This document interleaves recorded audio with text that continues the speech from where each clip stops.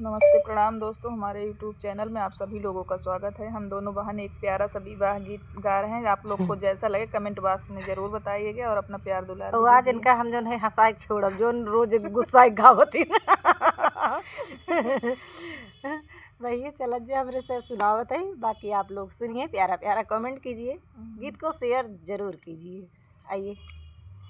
बेटी के बाबा रे बर खोजई निकले, बेटी रजली है ठाड़, बेटी के बाबा रे बर खोजई निकले, बेटी रजली है ठाड़, हमरे जोगित बर खोजा मोरे बाबा, तब मोरे रचऊ विवाह, हे रे मैं काशी रे रे बनारस, हेरी आए देश सरुआर,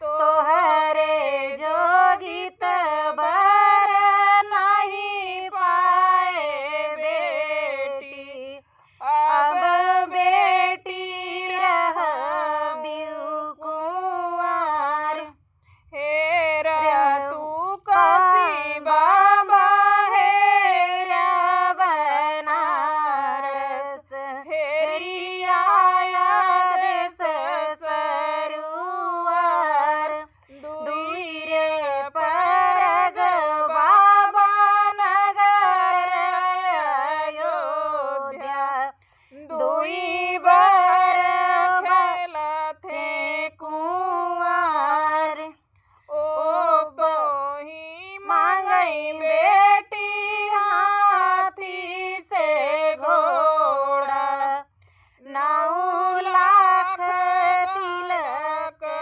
चढ़ाए, दुअरा पे मांगई बेटी सोने कई कलशवा, कोहबर मोतिया गुहाय, जे करे ना होई है बाबा एतना दहेजवा, से बर खोजई हरवा, खेत गोती आऊ बई है खेत बोई आऊ बई, हमहू मजूरिया के जाए।